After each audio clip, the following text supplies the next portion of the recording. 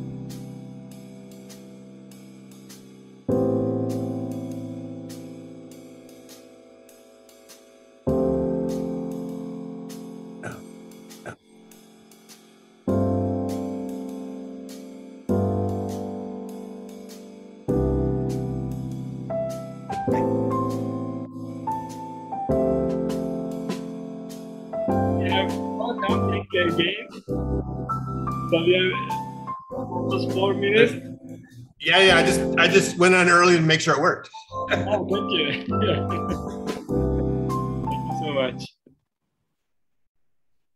Yeah.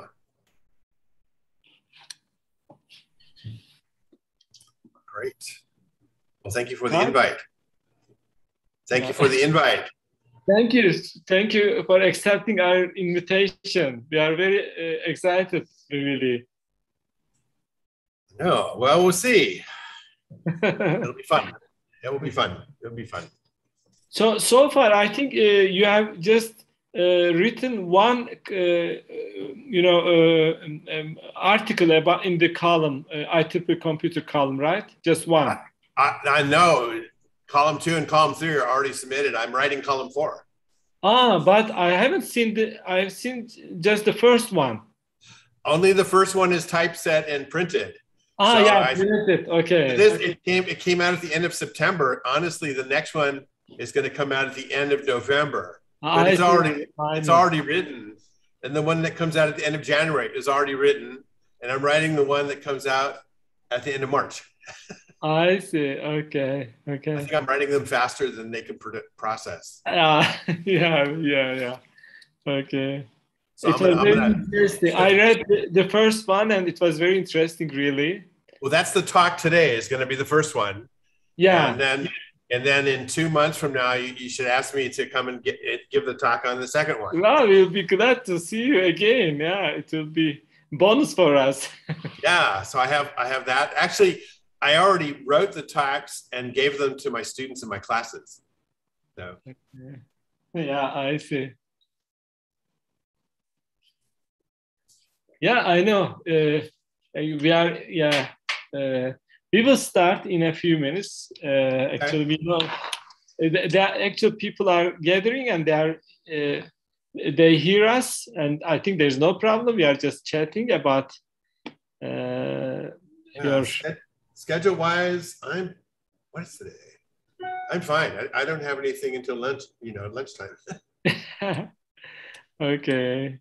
So, I'm going to read from your website about your CV. I mean, is it okay? It's totally okay. It's yeah. It's a really long, so be careful. Okay. Yeah. And I know that you have many Turkish students from PG and and also MPS and MOOC program, and also from even in Southern California, University of Southern California. I think you have some Turkish students as well. You had I think I had probably 1 or 2 Turkish students, not too many at USC, but. Yeah. At the Naval Postgraduate School, I think my first master's student was Turkish. Yeah. Okay. I think it was Mustafa Şahin Tepe. So. Oh, Şahin Tepe. Wow. Yeah. It's the interesting thing about the invite to Turkey in 1998. Yeah, you remember that? Totally, because I had been graduating, 1 Turkish student every 6 months. When I was at the Navy school. Yes. And I didn't realize that when they graduated, they actually went to all the same place to work. Yes. So when the Turkish military invited me to come, It was all these old students, but I've never seen them all in the same room together before. Yeah, I see. They're all former students. Yeah. And all of a sudden they're like, oh, they're all from different years. Oh, how weird. Yeah. It was a very interesting. It was actually fun for me to see. Yeah, it was an honor for us to see you. And it was really very, we were lucky to have you in Turkey. And you gave a talk in the Department of Computer Engineering, Middle East Technical University. Do you remember that one? I remember that. I'm trying to think, interestingly, I just was prowling around the Naval Postgraduate School online library, digital library. Okay. And if you actually type in my name in there, they have actually saved there are 765 entries in their digital library for me. Oh, okay. They're papers I've written in PDF form, but they also saved all my talk PowerPoints. Oh, really? Okay. And so it's like, oh my God. So, when you say what did I talk about in 1998? I don't know anymore. But as far as I remember, the talk was about linking entertainment and defense, something like that. It makes total sense because in 1996 and 97, I chaired a National Research Council study that put out that report, Modeling and Simulation Linking Entertainment and Defense. And I was going around giving presentations on that everywhere. I think I probably did it 35 times. And it was kind of leading me to what my next career would be. And so that was kind of interesting because I gave that talk in 98. I had just done a year of consulting for Paramount. Oh, okay. I was a consultant for the Star Trek Voyager TV series. Oh, yeah. On technology. That was kind of fun. That was really fun because I get to, hang out in the spaceship and eat with the crew. So okay. Again, I think we can start. Okay. Can we record this talk and then can we put it on YouTube? Absolutely. Yeah. Absolutely. Okay. Thank you so much. Again, thank you for accepting our invitation. So let me introduce Michael Zyda. He has actually a very long, CV, but I tried to read some of the entries in the CV. So Professor Michael Zyda is the founding director of University of Southern California Computer Science Games Program and a professor of engineering practice in the USC Department of Computer Science. And actually he founded the Computer Science Games Program, and that program is number one in the world. It was rated, it has been rated number one by the Princeton Review for 10 of the last 11 years. And his alums have shipped games played by over 5 billion players and about 250 billion in revenue and 2.5 billion in payroll to those alums. So Zyda is an ACM fellow, IEEE fellow, and IEEE Virtual Reality Technical Achievement Award winner. A senior member of the National Academy of Inventors, a fellow of the Asia Pacific Artificial Intelligence Association, and the National Association of the National Academies. And Zyda is a member of the editorial board of and Games column editor, IEEE Computer Magazine, and Zyda is a distinguished collaborator for the Stanford Human Perception Laboratory affiliated with the Institute for Human-Centered AI. I have some more entries to mention. From fall 2000 to fall 2004, he was the founding director of the MOOS, Modeling, Virtual Environments and Simulation Institute, located at the Naval Postgraduate School, Montreal, and a professor in the Department of Computer Science at MPS as well. And he had some Turkish students, as far as I remember, in that program, from that program. He has many contributions, actually. For example, he contributed to the development of the IEEE 1278.1 standard for distributed interactive simulation, for example. And while at MPS, Zyda was associate editor and then senior editor for the MIT Press journal Presence, Teleoperators and Virtual Environments from 1993 to 2004 with Fred Brooks, Henry Fuchs, and Mary Whitten. He co-founded the ACM SIGGRAPH Symposium on Interactive 3D Graphics in 1990. And he was a member of the National Research Council Committee that put out the report Virtual Reality, Scientific and Technological Challenges. He chaired the NRC committee that put out the study Modeling and Simulation Linking Entertainment and Defense. So that an NRC report changed the entire Department of Defense towards the usage of games and entertainment technology for its future modeling and simulation systems. As far as I remember, Professor Zyda gave a talk about this one more than 20 years ago in our department, Middle East Technical University. And by the way, Halit Oğuztüzün, Professor Halit Oğuztüzün, probably he's also here, and he was actually, we were together, maybe you remember him. And then there are many more actually entries that I should mention. Zyda holds a lifetime appointment as a National Associate of the National Academies, an appointment made by the Council of the National Academy of Sciences in November 2003, awarded in recognition of extraordinary service to the National Academies. And also on the 13th of January this year, he was promoted to ACM Fellow for contributions to game design, game and virtual reality networking, and body tracking. Also, the National Academy of Inventors elected Zyda, Professor Zyda, as a senior member for success in patents, licensing, and commercialization, and for producing technologies that have brought or aspire to bring real impact on the welfare of society. And maybe one more.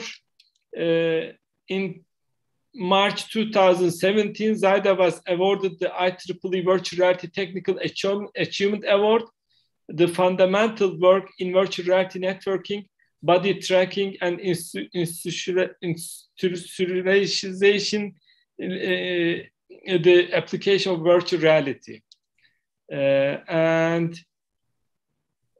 And finally, there are actually many, but he's the founder and chairman of Happy Games and 411 Productions, DTLA. He's co-founder with Ying Yun Ma of Great Wall Tiger, Xi'an, China. He is consultant to the Ministry of Culture and Shanxi Cultural Group in China.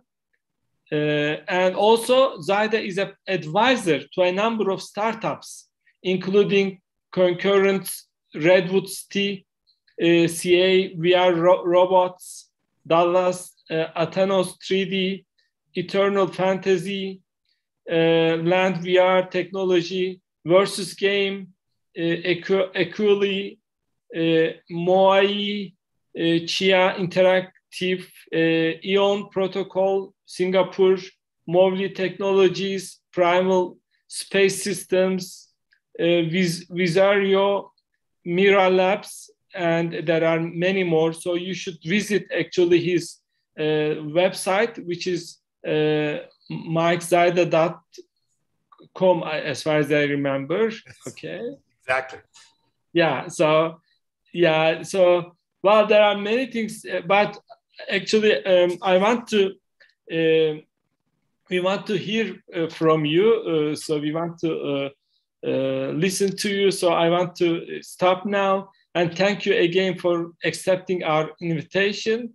So the microphone is yours. Okay, well, thank you for the invitation. I went to Turkey in March of 1998. Yeah. And I spent 2 weeks there, and it was one of my most favorite trips of all time. I get to see all of the historic things in Turkey. Thank you. You know, Dolmabahce Palace, the Blue Mosque, Hagia Sophia, Cappadocia, Ataturk's tomb. And my most memorable thing was every single meal was awesome. So I really love Turkish food. And someday, maybe, yeah, hopefully. come back. Yeah, hopefully, yeah, we want to see you again here in Turkey. Well, by the way, we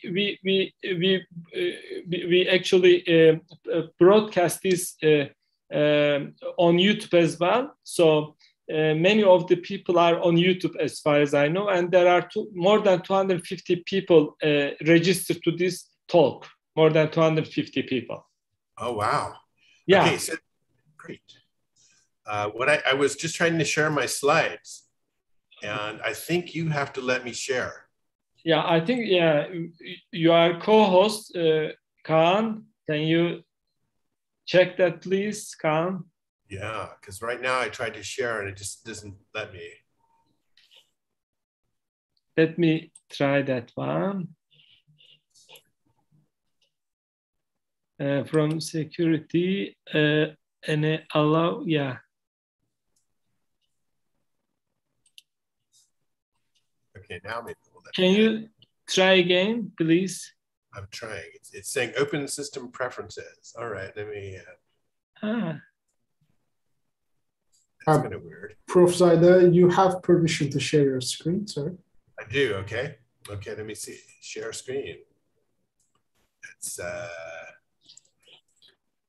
asking me to go to allow Zoom to share steps. So I've got to go over here and open system preferences of some sort. No, it's not. Okay. And screen sharing. It's funny because I use Zoom all the time.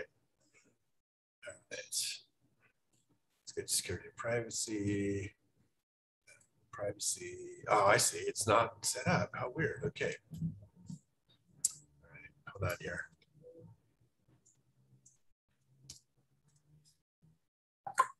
Okay. Now, quit and reopen. So it's telling me I have to leave this meeting and come back on. Oh, of course, sir. Yeah. Okay. Let me do that. And I need to bring this mouse over here. My mouse also just disconnected, which is really weird. All right, let's go. Okay. All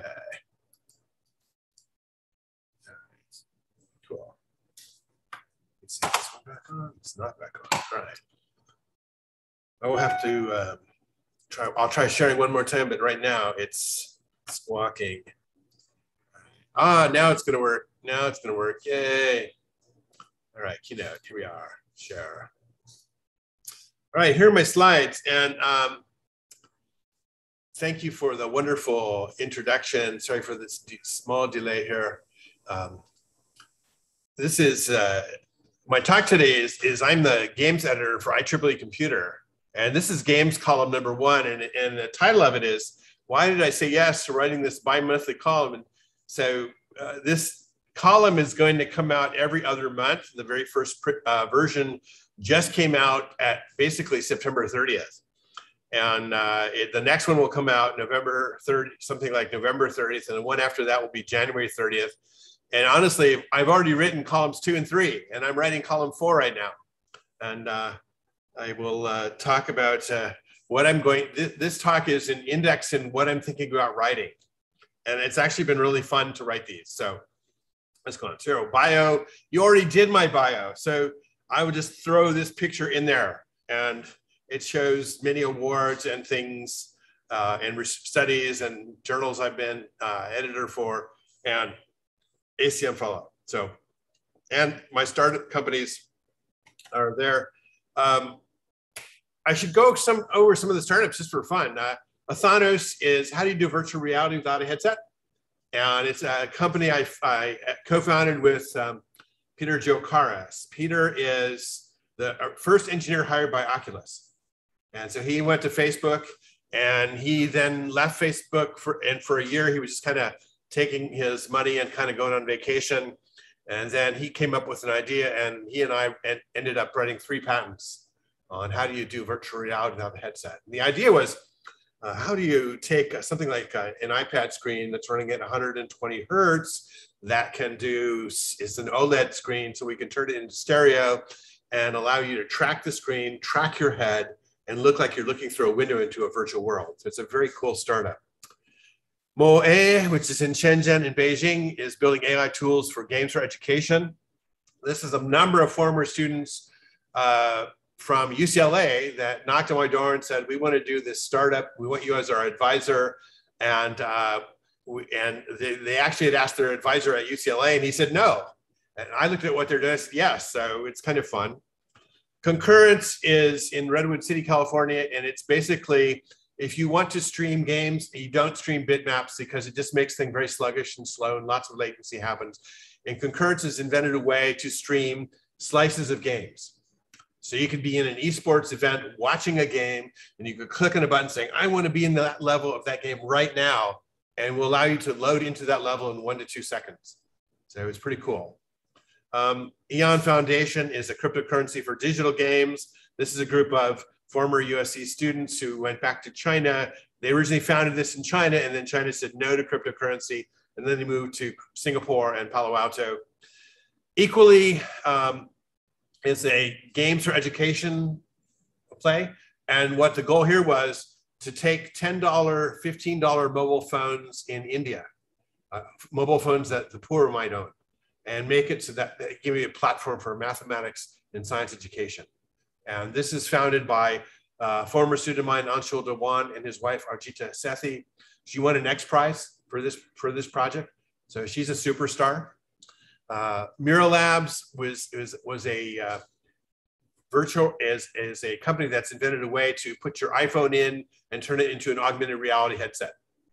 And they're now a business-to-business developer using their technology. Movil Technologies is an AI-powered social media tools for getting your message out there. Red Pill VR is a live DJ experience in virtual reality. Versus Game is a predictive betting game. This is a startup doing best. It's funded by Sergey Brin, co-founder of Google, and I'm advisor to this company. And it's very, very, very cool. It's right now as a startup, it's making $7 million a month in revenue, so it's doing really well.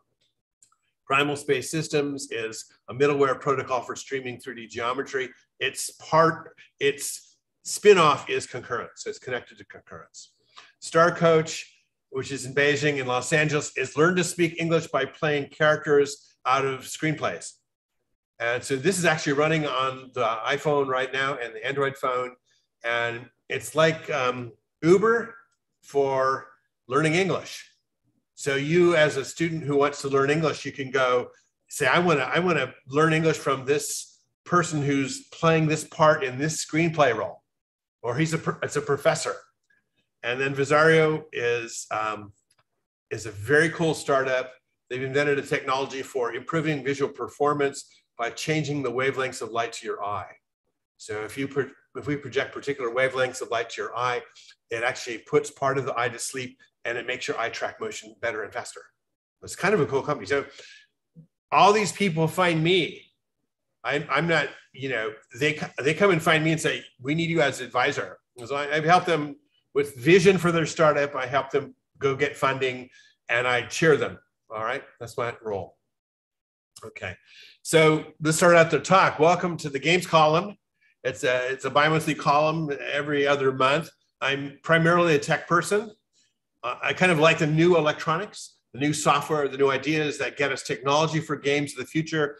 And so this column is going to be about that.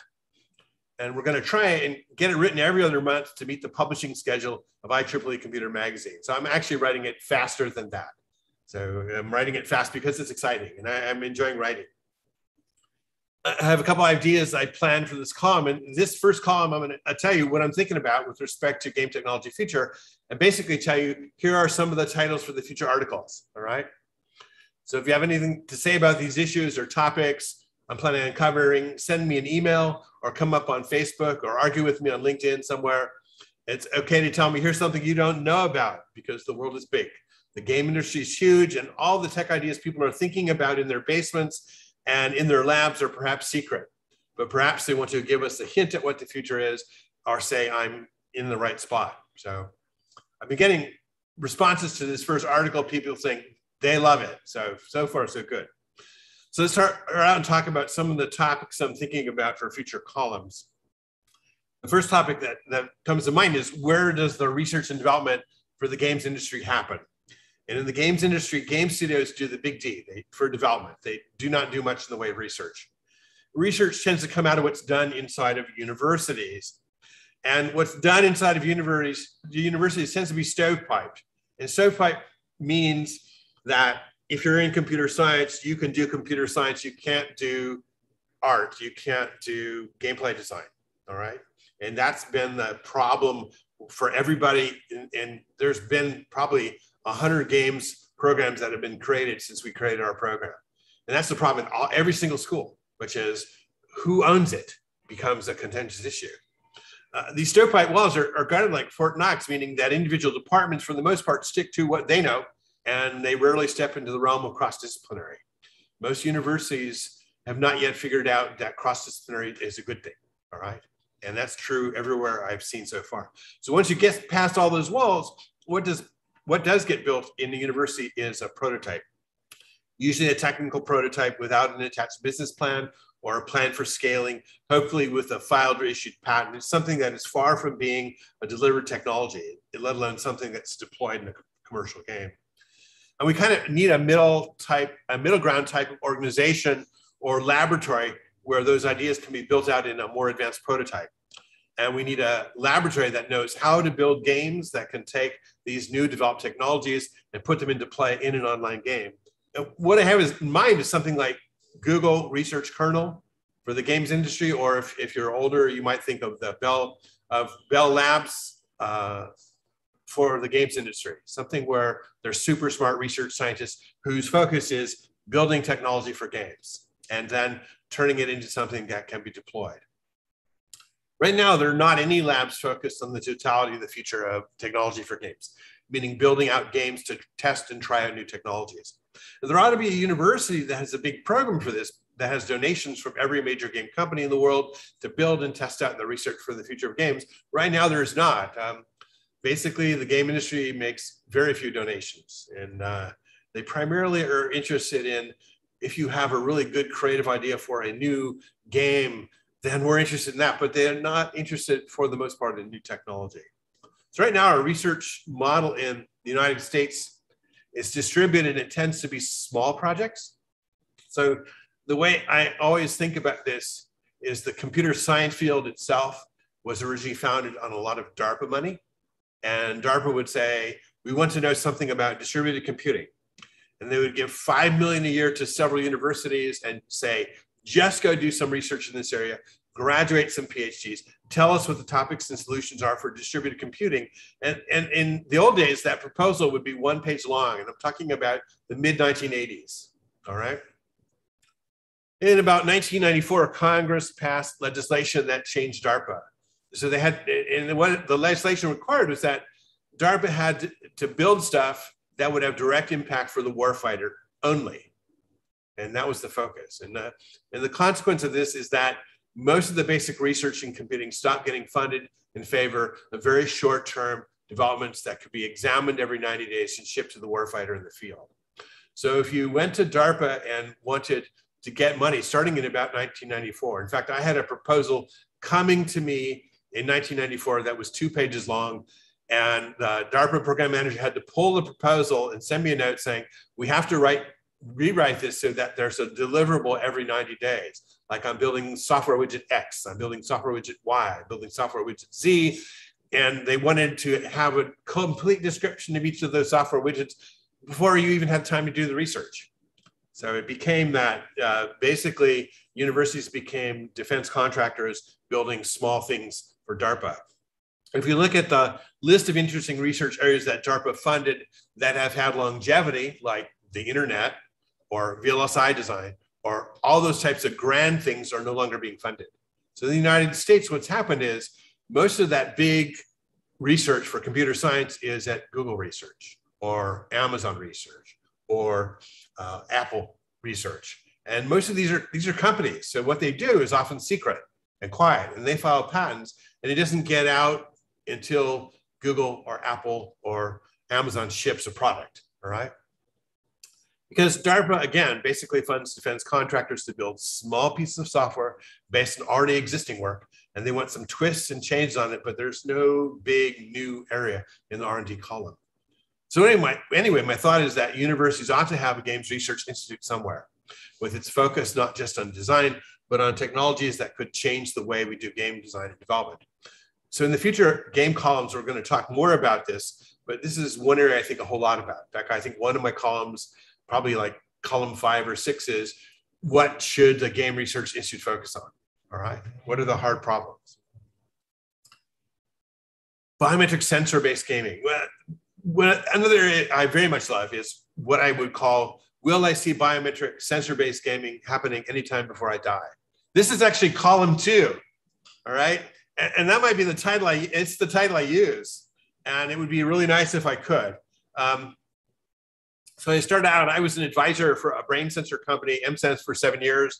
And the goal was, let's make a sensor, a hybrid EEG device that can basically measure what the physical and emotional state of the human is, so that we could then build games that take that information, put it into an AI character that understands and has good model of emotions and a physical model of what the AI character can do, and then come back and interact with the human in a way such the game can make the human cry, all right?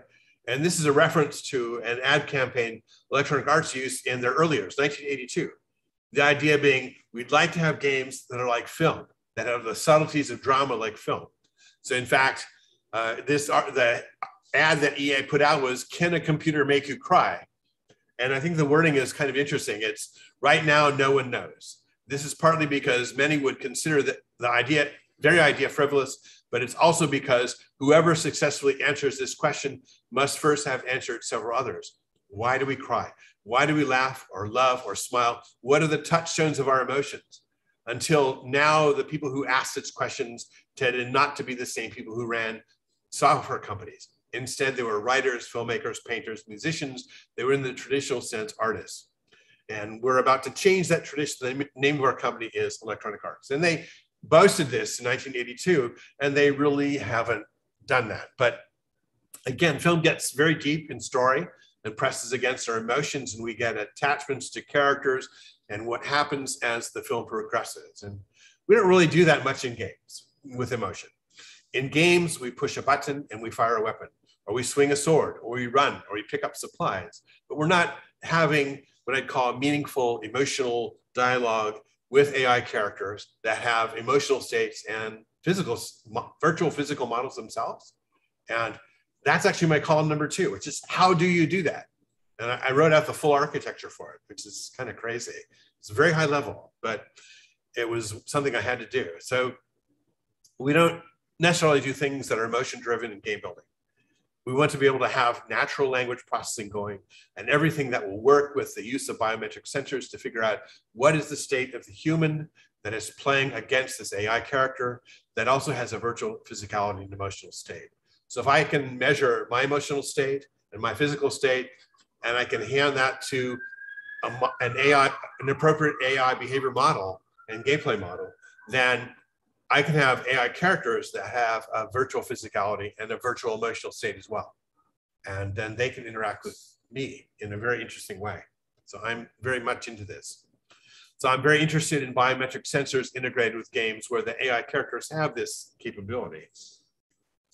All right. One place that's starting to look interesting is the Stanford Human Perception Laboratory.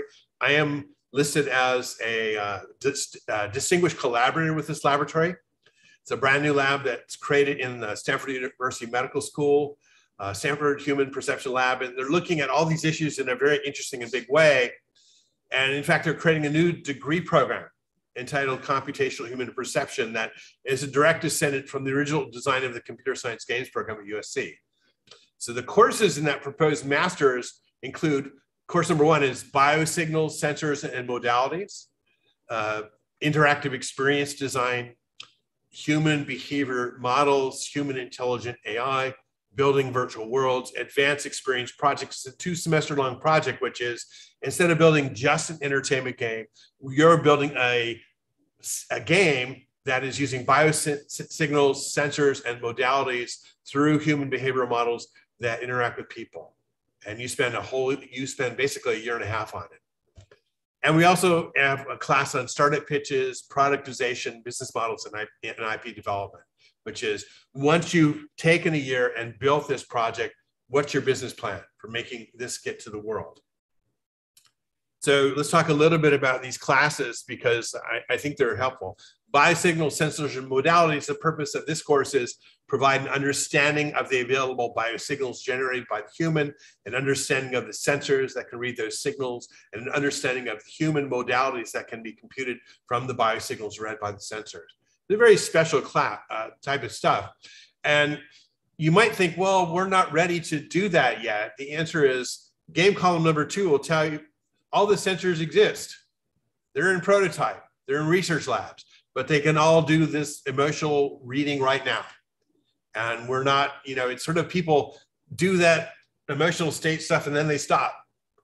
They haven't deployed it into a game or an interactive experience.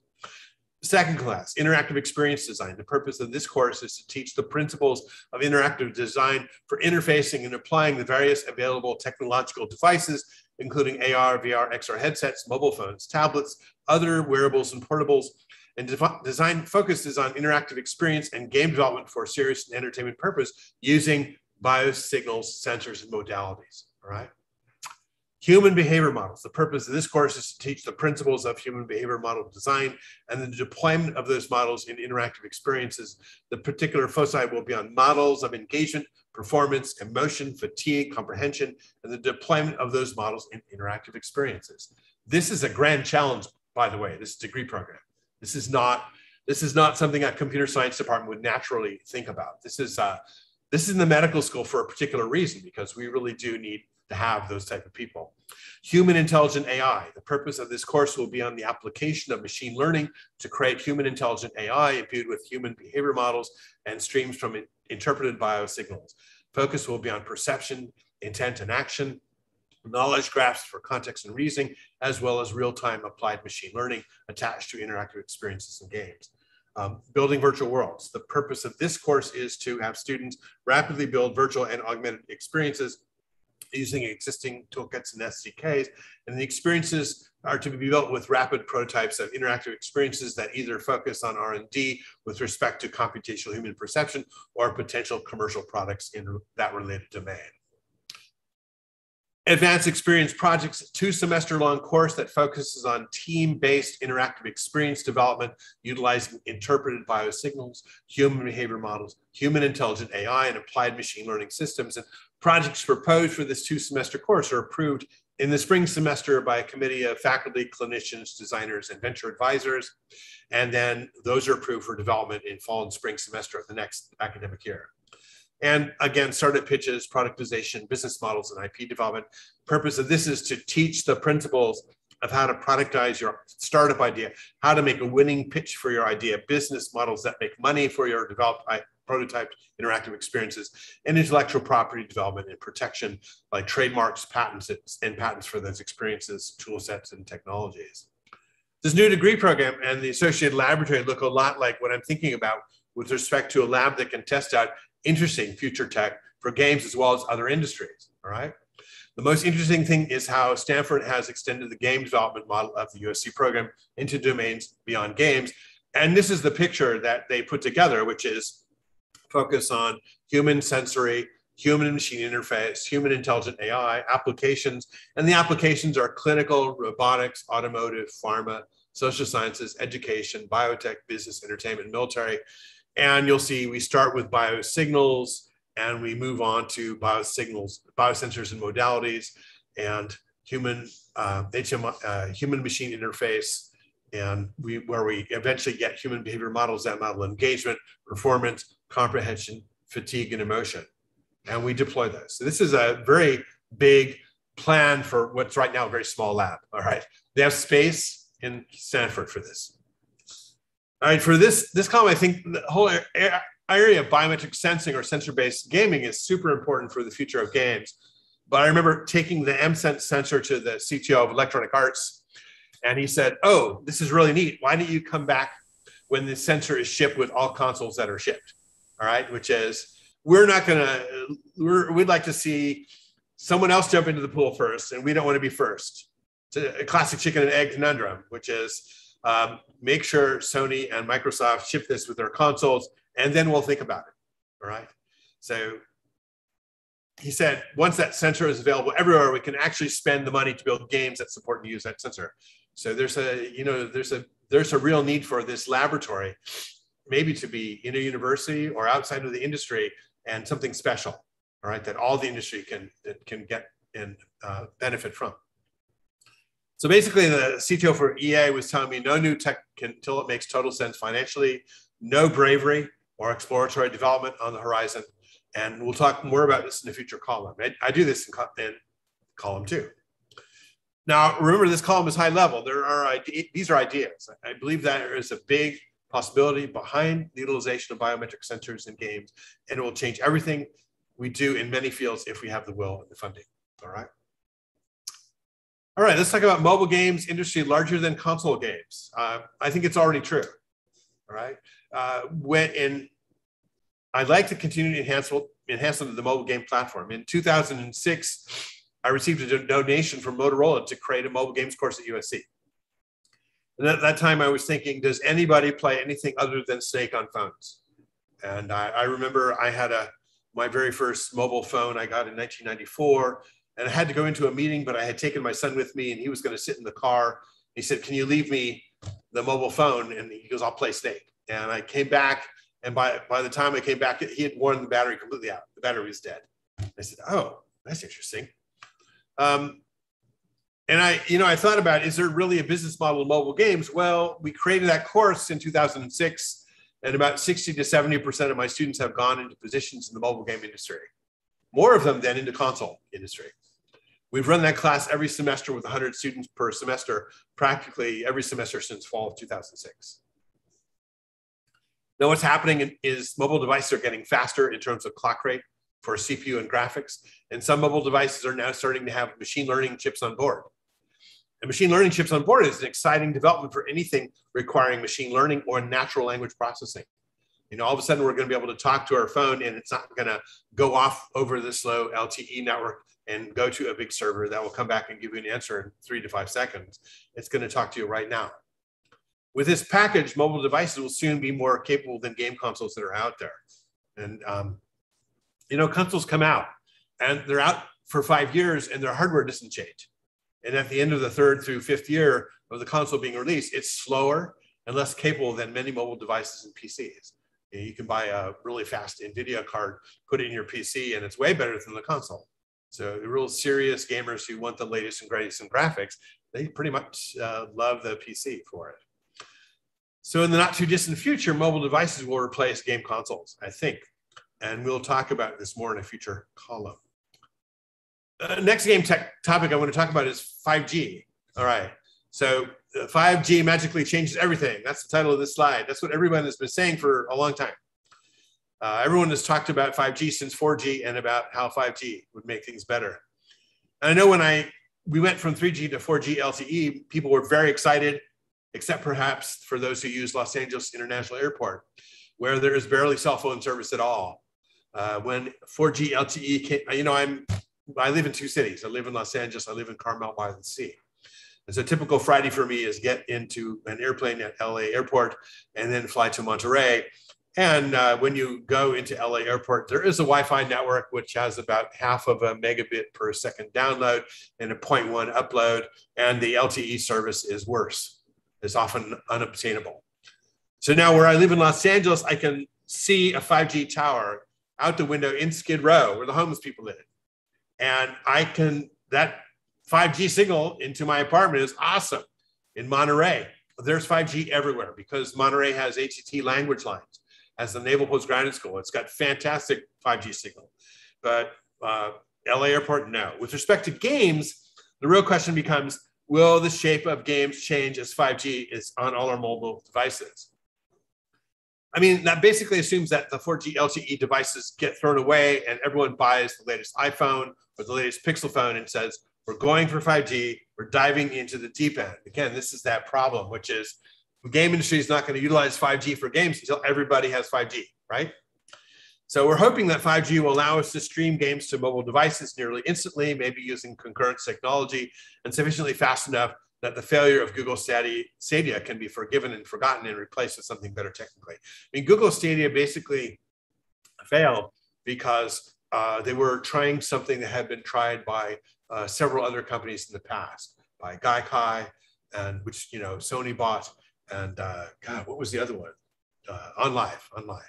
And they all were streaming bitmaps. They really have to stream geometry and other packet types. Maybe some new technologies can be developed that deliver games and slices of games nearly instantly. We're going to talk about these topics because I think everyone is absolutely going to want to know how this will change games. Applied machine learning for games. Another area I love is machine learning for games. I teach a course entitled CSCI 527, Applied Machine Learning for Games at USC. What I know is that most of the machine learning for games work that is happening by people at Google Research and in labs in universities. And most of the people who are using games or doing things with machine learning for games are sort of dabbling into games. They're not really people who know how to build games. And they have better access to machine learning hardware than most of us. One of the things I believe will change games in a large way with machine learning is that we can basically watch a master player play a game, grab screen images of what the player is doing, and we can put those into a machine learning system such that we can build an NPC, a non-player character, an AI character, who can approximate the gameplay ability of the master player. I think we're very close to that right now, but it's expensive computationally. Because right now, if I have a 5G network, maybe I can reach out to Google Cloud, do some computation and bring it back. But that latency there is not acceptable, really. As we get machine learning chips inside of our phones, inside of our consoles, inside of our PCs, then all kinds of things happen. All of a sudden, we have NPCs that are built by machine learning systems, and they can play in similar fashion to the master players who are used to build the NPC eventually. So when we have machine learning chips in our mobile devices and a 5G network, we're going to have more engaging mobile games, I believe. With that 5G network, we'll be able to reach out to a warehouse full of NVIDIA machines, and we're going to do gameplay and interactions with characters like we've never done before. We're going to talk about that, about what does it all mean? How do we learn how to author games like that? We're going to talk about where's the research institute that focuses on that once again. All right. Let's talk about AR, VR, XR, and modern 3D. Another topic we're going to cover is the venture capitalists who funded the development of over 75 different AR and VR headsets. But there really was absolutely no funding for the development of interesting game content or user interface standards to make the development of such games easy and routine. The consequence of this was that everybody basically looked at the content that was out there. They played game one on their Oculus headsets, and game one was interesting, and you learned how to play it, and you got to game number two, and game number two has a completely different user interface. So you have to learn a new interface. And then you went to get game number three, and there's not a lot of things for you to choose from in this space because venture capitalists didn't fund it, and hardly anybody, just little tiny studios focused on AR and VR development. There really was no money. I put this picture up. I went to Nanjing in China, and there is a company there that provides support for 75 different VR headsets, VR and AR headsets. And this was, I think, the VR collection. And they will sell you basically a toolkit that allows you to connect to any one of these. But again, no money to build content. So the real question is, how do we recover such that we can have a thriving AR, VR games marketplace in the future? So I think we're going to have a topic on that, and we're going to have something to say about that. You might say, oh, it's not really already happening, and there's lots of AR, VR game development money. There isn't really, and AR and VR headsets really haven't sold well, okay? And when we would demo AR and VR experiences at the end of our USC Games Expo, we'd find people would put the headset on, they would maybe stay in there 3 minutes before they wanted to take it off, okay? And that's a problem. That's not something that people are gonna want to spend a lot of time on. So let's move on. Modern 3D, by the way, is a term invented by one of my startups, Athanos, which is figuring out how do we do virtual reality without and augmented reality without a headset? How do you take an OLED television, turn it into a 3D experience that you will love? All right. We've got wonderful stuff going on, great demos on it. And we're doing a project right now with Dolby Labs. So we'll see. Okay, esport resorts in Los Angeles by 2028. I'm not sure if I can put this in IEEE computer. You know, I'm supposed to talk about tech, but you know, we want, you know, we're going to have esports in the Olympics, is what people are telling me. I don't know for sure, but esports in the Olympics, yay! But the Olympics is going to be here in Los Angeles in 2028. We don't even have an esports center, facility, or resort in downtown LA anywhere. We need one. In Los Angeles downtown, we have lots of hotels. We have lots of uncompleted hotel buildings that could be turned into esports resorts, and we'd love to see that. And I actually wrote a plan how to build an esports resort in downtown, and this is that plan. It's simple plan. So this is a mind map, and I was talking to a group that owns a particular whole city block in downtown LA. It's at the corner of Olympic and the 110 freeway. So our name for it was going to be theolympics.games. That's actually, I have that domain now. And it was going to have a hotel, spa, fitness center. It was going to have mansions for gamers and tech startups and game development and game testing. It was going to have downtown LA DTLA artist gallery and artists in a box where you watch artists create. It was going to have a thing called Video Game Supper Club, which is a club for video game development people to get together for dinner. It was going to have roving magicians. It was going to have an esports arena and concert venue, something like 2-Bit Circus. It was going to have a Dodgers museum, you know, go Dodgers, they're in the playoffs. Game arcade, supercade-like museum. And it was going to have a live YouTube stream of music and gameplay, visible in a radio booth in the lobby, and all kinds of shopping and restaurants. So I listed all my favorite restaurants in Los Angeles in this chart. So if you come to Los Angeles, just take this list, you know, Nickel Diner for breakfast, Where's Coca for lunch, Peking Tavern for dinner, Clutch, Black Sheep Burgers, Hearthy Barbecue, you know, and it goes on. So I like to eat. Well, remember, I told you, I like all the food in Turkey, but I probably like all the food everywhere. So I think esports in the Olympics is going to be big. So we're going to talk about what would an esports resort look like. I gave you a picture because we want to build one. We want to build it in time for the Olympics in 2028. And it's going to be kind of like a theme park in a building. And it's like a Las Vegas casino, but it's going to focus on games and health and swimming. I swim every day, so it's got to be there. All kinds of eating, and this is going to be very cool stuff. All right, let's talk about patent litigation, non-practicing entities. One topic I believe that hits all game companies and is important for all of us in games is patent litigation. I have experience working on 40 to 42 different cases of patent litigation against big game companies, and I've been an expert witness for some 46 game and computing companies. So I'm actually really good at writing patents now. I write patents now, we submit them, and they come back without any changes, and they're issued, which is awesome. So I want to talk a little bit about my experience as an expert witness and what it all means, and maybe even talk about some of my ideas on patent litigation. And again, I can't talk much about any of the cases I'm working on that are currently open. I can talk about really old ones that are solved and dead, but I'll try and reach back and extract some of the things that I learned over the years, especially how to write really good patents. But with respect to what does patent litigation mean for the game industry, we need to talk about that and figure out what better thing we could do. Maybe we need to build a research center that basically collects massive data on early games such that they can be used as prior art references to basically stop non-practicing entities from going after people who are predictably building games. So some of what I've done in patent litigation is to go find somebody who wrote a 1987 game.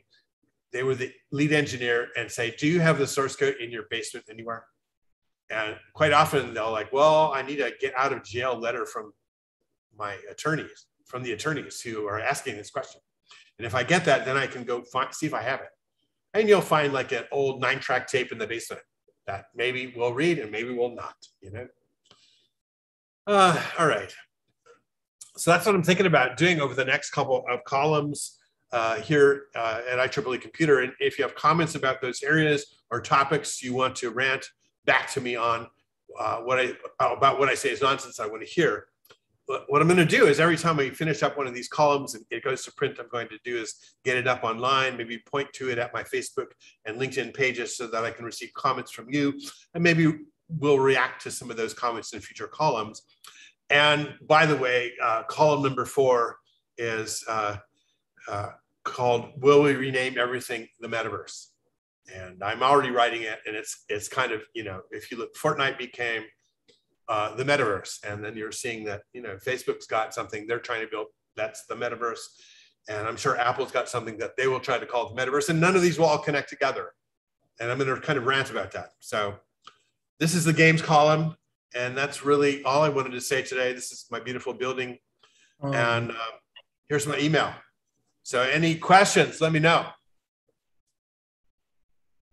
Okay, thank you so much. Your thoughts about the future of gaming is really very inspiring. Now we can receive questions, from the audience. Evet, soru var mı? Well, I have one question. You mentioned about biometric sensor-based games, and I already read your column, actually. So how will it affect the games for education? Biometric sensor-based games, yes. Great. So my column number 3 is can we replace... Really? Column number 3, this is funny. Column number 3 is, can we replace all teachers with game-based education? And we talk about biosensors in there also.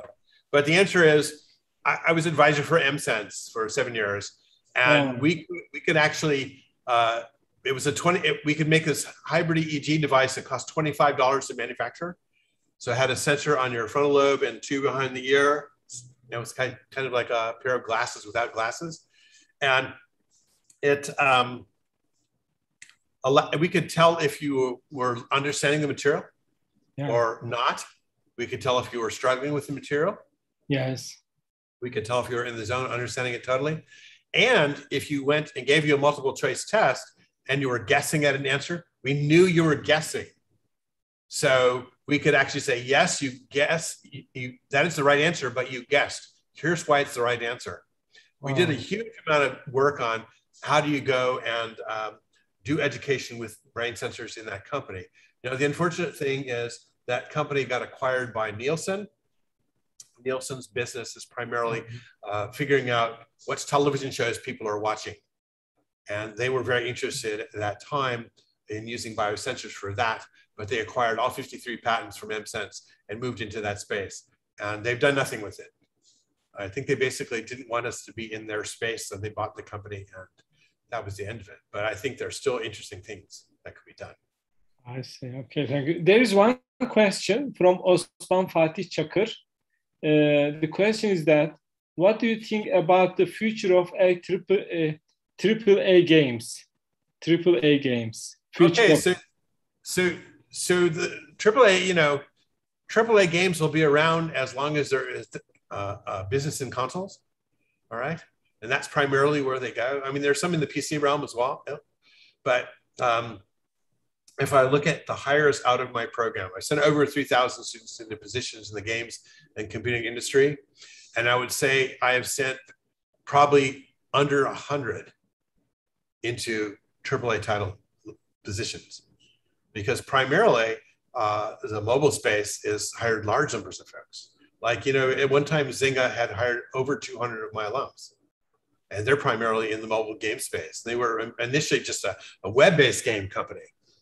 And, you know, the students who I know who've gone to console game companies have done well, and they tend to stay there. And the console game companies, the companies building console games don't grow. So when they ship a game, they keep everybody. They don't add anybody new. And except for maybe once in a blue moon, they'll hire somebody new. There's no real big growth there. There's big growth in all kinds of other parts of the game industry. Okay. So Okay, thank you. Another question, Oğuzhan Dere. He says, I actually have a question. How can we optimize the weight between the player agency, in other words, fun, and educative functionalities of a serious game? Well, you should invite me back to give my GameCom number 3, which is all about the games for education. Oh, really? Okay. We'll do that. We'll do that another time. But the answer is, so here's the experiment I did at USC. Experiment at USC is when I created the bachelor's degree program. I had just come from the Navy School. Yes. And we put a requirement that they all take a serious games class. And the goal for the serious games class was to get that class funded by companies who are interested in serious games and Defense Department. And so probably the first 2 years that we ran the class, every semester, we had like $50,000, $25,000 that we could hand off to the students in that class to buy artists. So they could go and do gameplay design of something for a particular sponsor, and then take some of that money and build art and spend it on artists. So we did that for a number of years, and it was really good. And then we had a dry spell. All of a sudden, we went for our first 2 years, and we didn't have money in that to do that and augment the class. And probably in the third year, when we were offering it, the students said, well, we really want to build an entertainment game. So the instructor who took over that class had everyone building entertainment games rather than serious games. And pretty much we realized that, that class got canceled. So, oh, really? Oh. Yeah. So we're looking at trying to put this out in some other form at USC. So we'll see, like a different program, like maybe connected to the Ivan and Young Academy at USC. And so we'll see if it succeeds. I actually wrote the plan for that. So what I'm really good at is helping people write new plans for new research labs and vision for startups and fundraising.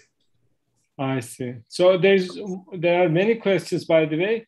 Halit Öztürk'ün, he is the chair of Department of Computer Engineering at Middle East Technical University. And actually he met you at that time when you visited Turkey. So Halit questions about is this one, your ideas about therapeutic applications of games. Yeah, I mean, so if therapeutic applications of games. Yeah, right? therapeutic applications. Yeah, so if it's all connected to the biosensor stuff, if we can measure the emotional state of the human, then we can provide this calming environment that interact. And natural language processing is so good now that you can talk to AI characters who understand your emotional state and can help calm you. So I'm thinking that we could actually build these little apps that run on your phone once we have maybe you're wearing a headband that's measuring your emotional state. And all of a sudden, if you could take some time out of the day and do some mindfulness exercises that will be more meaningful than right now. My Apple Watch comes up and says, why don't you take a minute out for a mindfulness respite? And I'm like, well, I'm really busy, go away. But maybe if you're under a lot of stress, in the future, we're going to have stress relief, not in the form of pharmaceuticals, but in the form of relief of an app that you run on your mobile device that understands you. Oh, okay. Another question from Zeynep Erol. Her question is, I wonder about your thoughts on how artists and scientists can work together on VR, AR world creation. I think it's without some way that pushes them together. So a lot of programs, game programs start out by say one class in the computer science department, and they want artists, and the artists, they're trying to complete their classes, right? And so the only way it really works is if you have a joint class with artists and gameplay designers, and engineers all in the same space. And they're, you know, they're there because they're required to be there. It's part of their degree. And then it works great. And, you know, the engineers provide provide organization, the artists provide the creativity, and away it goes. Without all three of those in the room, then I think you're just going to fall back to something that is not going to get far, all right? Okay.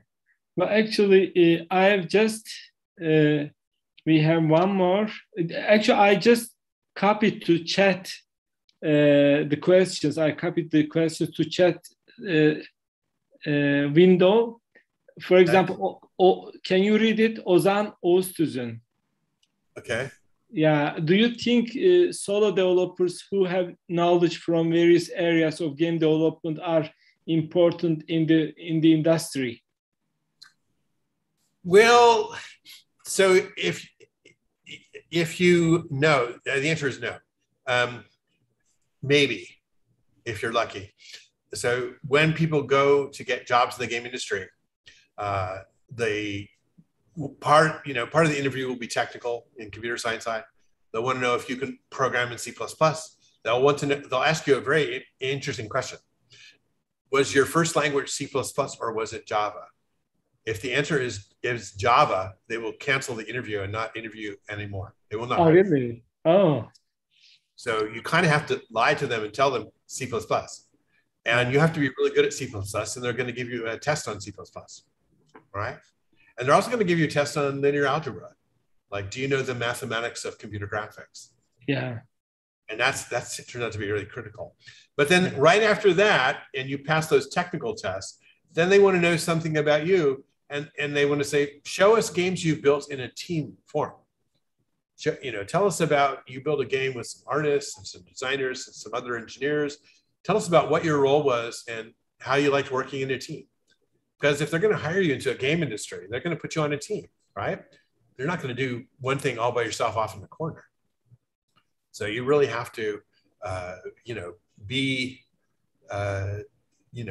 ready to work in a team. So if you built something by yourself and it's really fantastic, you might get a job, a technical job. But more likely, they want to know that you can work in a team, a cross-disciplinary team. Okay. One more question from Ayberk Karakaş. I am computer engineering student who wants to be game developer. I can't support my education with game courses in Turkey. What would be your advices to improve myself in that area during university? Well, a lot of universities have game building clubs. Yeah. So if they don't have a game building club, form the club. And what you guys should do is all agree and write a game design document of something you're going to build together over an academic year. And my suggestion is use the Epic Unreal Engine, and because that will give you the experience of C++. And there's a huge demand for people who know how to program the Unreal Engine right now. Okay. If you're using Unity, it will help you maybe in the mobile game space and maybe in the AR, VR space. But if you learn the Unreal Engine and you actually build a really cool game in the Unreal Engine in your game club, then you'll have an interesting chance, because you could also put together a team of 5 to 10, 15 students and build something really cool in that club. Yeah. And I think this is the last question. As far as, is it the last question? No, there is one more actually. The question is, which countries are investing most on gaming industry? I don't know whether you can answer this question or not. So, well, of course, the United States, right? Okay. Yeah. What about China? China has a lot, China owns many of the companies in the United States. Yeah. So I've been in China 6 times over the last couple of years. And I've been, so Tencent itself is the largest company in the world. It is. Tencent Games is the largest game company in the world, right? It used to be Activision and Electronic Arts sort of vied for number 1 and 2. Now they're like number 2 and 3. Yeah. So China has that. But then China also has NetEase. And China has then a lot of smaller companies like Giant, and companies over there get acquired quickly. But China is going through this very strange time. In 2018, China froze all approvals for a new game. And they took all the game companies and said, well, your next game has to be a game for education. And when you come back and tell us that you're doing that and start building it, then we'll approve future entertainment games for you. And we're going to check up on it. And so they did that in 2018. And in fact, I went to visit Giant Network at that time, and they were like, working on games that they were not yet approved, and it was going to take them 6 to 12 months to get approval. So they kind of had a big pause there. And then that got cleared up in 2019. And then we had the COVID lockdown. And now, Xi Jinping, head of China, has sort of frozen, slowed down approvals of new entertainment games once again. And he's in fact put his finger in and sort of demand in the education side and demanded people stop doing tutoring after school, and basically made that against the law, which is crazy. Because his comment was, only the rich people can afford tutoring, and we want the middle class of our country to have an equal chance to get into college. All right, so it's going back to very sort of the core of what Mao was creating when he created modern PRC, and so it's interesting times. Yeah. By the way, our audience, Osandere, he thanks you for the answer. Great webinar, by the way, and Zeynep, Errol, thank you very much for your answer and this exciting talk. And what else? Okay. Yeah.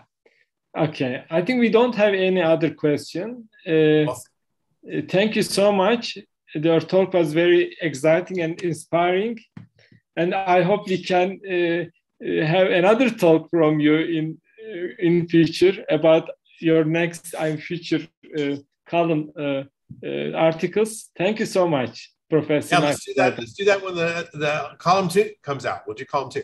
All right. Yeah. Okay. All right, guys. Have a great day. Thank you for the invite. Thank you so much for Thank you for participating. Have a great Thank day. you. Thank you. Bye, bye, guys. Bye bye. Thank you.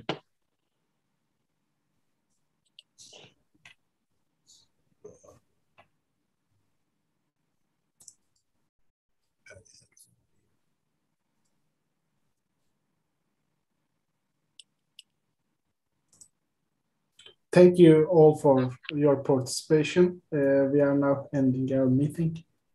Again, thanks for your participation. Have a good night.